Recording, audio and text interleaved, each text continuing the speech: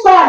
ইসকনকে হটাতে হবে। ইসকন হচ্ছে জয় পরিচালিত একটি সংগঠন, যাদের মূল উদ্দেশ্য হচ্ছে বাংলাদেশের বিশৃঙ্খলা তৈরি করা, নৈরাজ্য তৈরি করা, বাংলাদেশের ধর্মীয় সাম্প্রদায়িকতা নষ্ট করা। আমাদের এই দেশ ধনী দেশ, গরিবের দেশ, এই দেশটি হিন্দুদের দেশ, এই দেশটি বৌদ্ধদের দেশ, এই দেশটি খ্রিস্টানদের দেশ, এই দেশটি হচ্ছে আমাদের মুসলমানদের দেশ, দেশটি সবার। কিন্তু এই ইসকন কোন ধর্মীয় নেতাদের সংগঠন হতে পারে না। ইসকনে যারা আছে তারা কোনো প্রকৃত ধার্মিক ব্যক্তি হতে পারে না। ইসকনে কখনো কোনো প্রকৃত হিন্দু নেই, এটা আমরা বিশ্বাস করি।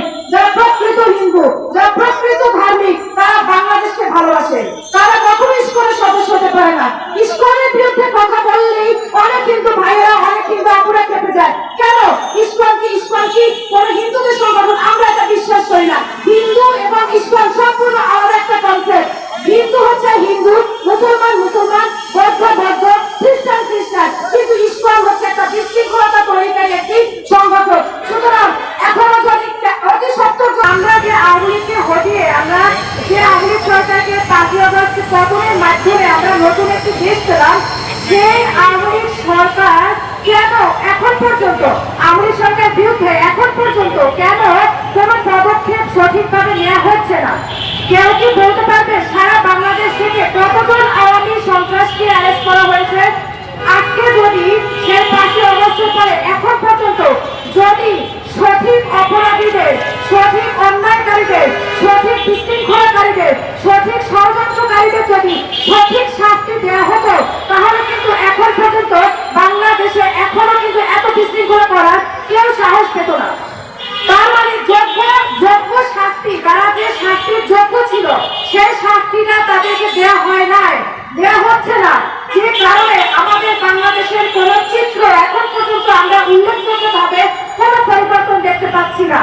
সকালের ঘুম থেকে শুরু করে রাতে ঘুমাতে যাওয়ার আগ পর্যন্ত আমাদের প্রত্যেকটা মুহূর্ত এখনো ভাবতে হয় আমরা কি চেয়েছিলাম এবং আমরা কি পেয়েছি। আমরা কি চেয়েছিলাম, আমরা কি পেয়েছি। আমাদের কোন চাওয়া, কোন স্বপ্নের জন্য আমরা আসলে আমাদের দেশটাকে নতুন করে স্বাধীন করলাম। আমাদের কি এক্সপেকটেশন ছিল, আমরা আসলে কি পাচ্ছি। আমাদের এই বাংলাদেশের সাধারণ মানুষরা কি পাচ্ছে? আমাদের বাংলাদেশের সাধারণ মানুষরা এখনো দেখতে পাচ্ছে যে তাদের আলুর দাম এখনো 70 থেকে 80 টাকা পর্যন্ত তাদের কিনে খেতে হয়। মানুষ এখন ডিম দিয়ে ভাত খাবে, সেইটা তাদের এখন ক্ষমতার বাইরে চলে যায়। তাহলে বাংলাদেশের কি পরিবর্তন হলো? আমরা তো পরিবর্তনের জন্য আসলে দেশটাকে স্বাধীন করেছিলাম, তাহলে কি পরিবর্তন হয়েছে? এখনো রাস্তায় মোড়ে ভয়াবহ ট্রাফিক জ্যাম দেখা যায়, যেখানে প্রতিনিয়ত অ্যাক্সিডেন্ট হচ্ছে।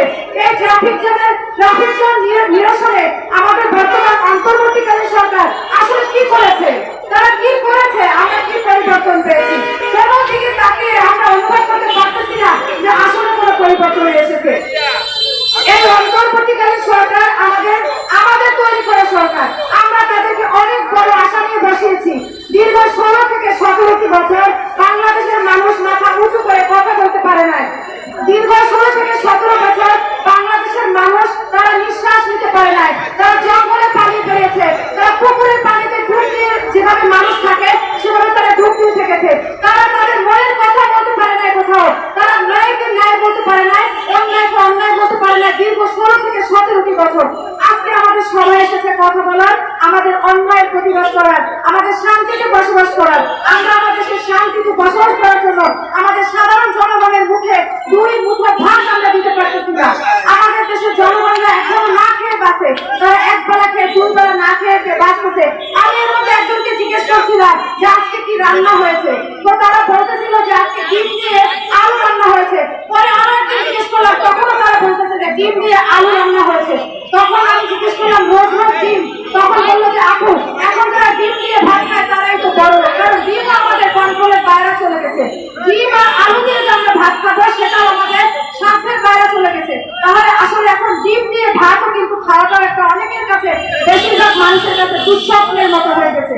আজকে আমরা যে জিনিসটা চিত্রটা দেখতে পাই যে ইসকন হচ্ছে একটি নিষিদ্ধ সংগঠন। ইসকন আজকে নতুন তৈরি হয় নাই। এই ইসকন আওয়ামী সরকার তারা আগে লালন করে আসছে 16 থেকে 17 বছর। সেই ইসকন এখন পর্যন্ত কেন নিষিদ্ধ হলো না, কেন বাতিল হলো না?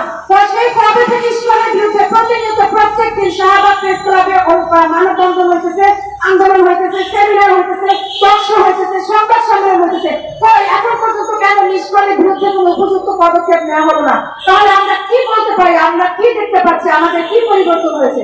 কোনো পরিবর্তন হয় নাই।